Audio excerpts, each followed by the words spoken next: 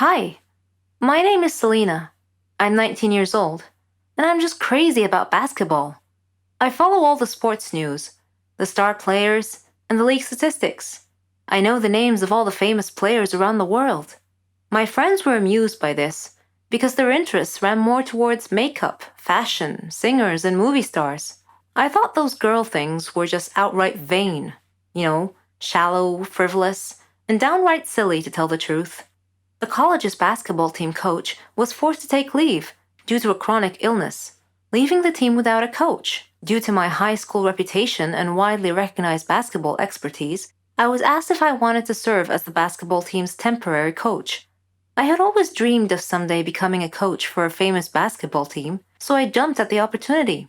School leagues presented opportunities for players to show what they've got and maybe get scouted by a professional league team. It was also my chance to start as a college basketball coach. By studying the opposing team's previous games, I analyzed their strategies and learned their strengths and weaknesses. I was able to excel and drive my team to an undefeated streak of winnings. We won the college league championship. I was selected to train a team in a professional league with another famous coach. It was an incredible opportunity for me to up my game a notch. During this time, I met an opposing team's coach named Jacob, who was something of a genius when it came to winning basketball strategies. He shared the same dreams as mine. He bragged that his team was better than mine. Well, I couldn't ignore the gauntlet he threw at my feet, so I challenged him to a game. My team against his, in the upcoming season, and may the best team win. If my team won, he would acknowledge me as a superior coach, and vice versa. The season began, and both our teams began beating all our opponents. I used these victories to hone my coaching skills to the next level. Both our teams were undefeated until the day we were to face each other in a championship game. The game began, and both teams played hard. We stayed closely matched the entire game. In the final few seconds of play, one of their players got past our defense. He scored a buzzer beat. I was crushed and began to cry, but my team's fans in the stadium broke into a loud applause. They began chanting my name, acknowledging that I have given them a great competitive, entertaining game. Jacob came over to me. I figured he came to gloat, but instead, he got down on one knee and presented me with an engagement ring. I was in shock. The stadium cheered even louder. I may have lost the game that day, but for some reason, I felt like a winner. Tradition and perdition. This article has an intriguing title, doesn't it? I wonder what strange storyline you were trying to imagine in your mind. Maybe you are right, maybe you are wrong, or maybe the story is totally different from what you are imagining. Let's see how good your imagination is. My name is Samuel, Sam for short. I'm 23 years old, and I'm an electronic engineer. I'm just an average person like the majority of people you meet in daily life. Nothing special. My only goal in life is to fall in love. I dream of having a girlfriend that I can love, protect, support, do my best for, and make happy. She would be my queen, and I would be her knight in shining armor. But I know that love stories rarely reflect real life. I've tried to date a lot of girls so far, but I've failed every time, to the point where I've lost hope. So I decided to just focus on my work until one day, destiny surprised me and brought Maya into my little world. I work in software and social media, and I have a consulting website where people can contact me to help them with computer problems. I was never bothered by customers' personalities. To me, they're just customer numbers and cash cows. Until Maya called me. She had a problem with her laptop and asked for my help fixing it. I don't know why I took my time solving her problem, but then again, I do because I like to hear the sound of her soft voice. Before hanging up, I asked her to call me later socially. I expected her to make an excuse why she couldn't, but after 2 minutes, she promised to call me later. I was thrilled by her response. I waited many days for her call. It never came, and I began to lose hope, when suddenly, she did call me again. We talked for hours. Time simply flew by so quickly. I felt as if I loved her, but how can that be when I've never even met her before? We decided to meet up at a botanical garden. She told me she would wear a purple dress with mottled flowers on it. I told her I would be holding some flowers. I arrived at the garden and skimmed through the crowds looking for her, but couldn't find her. Then suddenly I heard her soft voice behind me say, "Hello." I turned around. Her face was angelic. We sat, ate, chatted, and laughed. When I took her home, she looked at me suddenly and said, "I might love you." No one could imagine my feelings at that moment. I was in seventh heaven. I asked her to marry me at that very moment, but she hesitated. I asked her what was wrong. At my insistence, she told me she had a secret that she couldn't tell me. I asked if she was in love with another guy. She hugged me and said, "Of course not." I thought, why does destiny have to make life so complicated? Regardless, I made up my mind to meet her family, so I visited her father at work, and he invited me to their home. When I got there, I found that they were an elegant Asian family, so polite. They were everything I could have hoped for. Maya spoke in a subdued manner on occasion and was looking around a lot. I thought that maybe that was because she was nervous with me being there to meet her family. We selected a wedding date just 2 weeks from now. Maya seemed sad during this period, and I asked her many times what was wrong, but she never answered me. I even gave her a chance to back out of the wedding in case she had gotten cold feet, but she assured me that she wanted to marry me very much, and she begged me not to abandon her.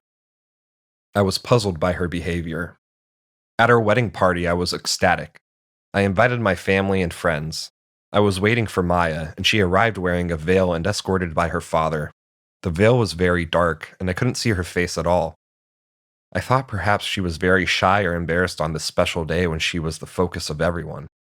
After the party, we drove home. I tried to hold her hand, but she pulled her hand away.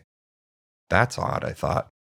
Once we arrived home, I tried to talk to her and hug her, but she suddenly screamed and started jumping around on the tables and chairs like a monkey. What in the world is going on here, I thought. Suddenly, the doorbell rang. I opened it to find Maya's father with someone out of sight behind him. Slowly, the person stepped from behind him. It was Maya. What?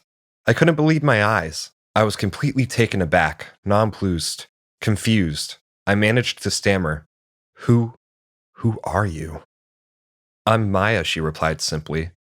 I pointed to my bride monkeying around the room behind me and asked with a puzzled and shocked expression on my face, "Then who is she?" Her father replied in a matter-of-fact tone, "That is Taya, my oldest daughter." I looked at Maya and she shrugged helplessly and explained, "It's our tradition that the oldest daughter has to marry first before the younger one can get married. I tried to tell you, but I couldn't because otherwise no one would marry Taya due to her mental illness." I didn't understand. Many questions were rolling in my mind. You mean, I married Taya instead of you? I had been tricked, betrayed. I felt as if I were in an insane asylum or a nightmare or the butt of some bad joke. Some days after this travesty, when I would find myself walking down the street in a trance, I would frequently break out in hysterical laughter. Passers-by would look at me askance and move away from me as if I were some raving lunatic. Perhaps I was. I had become a laughingstock once news of my story made the rounds. Maya and her father had pulled off their shady scheme flawlessly and suckered me right in. And I fell for it. Lying on a psychiatrist's couch, I asked him, "Doctor, what is the wrong with me?" Our feelings are always hard to control. We are humans after all. Sometimes we do things we can't explain, just because we feel that way. I had a student named Daniel, a sweet and innocent child. I was prepared to do anything for him, but don't judge me just yet. First, let me tell you my story. My name is Jolene. I'm a 21-year-old math teacher at a primary school. I live with my sister and my mother. My house was next to the school where I work. I love teaching, and I like teaching the students in creative ways. They loved me, and I loved them. Daniel was a special student, though. Our story began at the start of the new year. It was the first day of school. I missed all my students over the summer break. I missed them so much that I stood by the door to welcome them back. Before I started my first lesson, Mr. Smith, the student affairs officer, knocked on the class door, with Daniel hiding behind his back. Mr. Smith greeted the class and asked them to greet Daniel, but Daniel was too shy and didn't move. So I went over to him to take him by the hand, but he pulled his hand away. which embarrassed Mr. Smith. I asked him to greet his classmates, so he went and he stood in front of the class and he said, "Hello, I am Daniel." Then he went and he sat at the very back of the class. He didn't talk much with the other kids. He didn't like to interact with anyone. Daniel always looked sad, and I thought to myself, he's only 8. What could possibly have made him that way? I tried to get close to him, but he resisted all my efforts. Sometimes he looked like he was hiding some big secret, and later on, I learned what it was. One night, when I was surfing the social media, I came across a horrible news story about a jealous husband killing his wife and another man right in front of his son. The child had been none other than my new student Daniel. Reading that sad story, I started understanding why Daniel was acting that way. I decided to try brightening his life a little. Every day, I would buy a small present and put it on his desk. At first, it had no effect, but slowly he came to love that. During break time, I would sit beside him, and we would share food together. I would get him involved in class activities. On his birthday, I arranged a surprise party with his class, his grandmother, and myself. He was so happy that day. After the party, he hugged me and he told me that he loved me. I hugged him tightly. He was not just a student to me. I treated him like he was my own son. He told me that he wanted to call me mother, and that made me so happy. After his grandmother died, he came to live with me. We faced a lot of problems together, but I followed his success in life with pride. Daniel is all grown up now. He's graduating from the Faculty of Engineering. I am so proud of what he has made of himself. It all happened on my last holiday. It was a terrible experience. It was the worst holiday I have ever had. Me and my friend Renee, we decided to go to New Zealand. We were saving money for a very long time to go on this trip. It was our dream to go to the land of the Lord of the Rings. We had made reservations for flight at the end of July, and from that moment on, everything went wrong. It turned out that the flight was reserved for only one person, simply because a woman at the travel agency didn't understand us very well.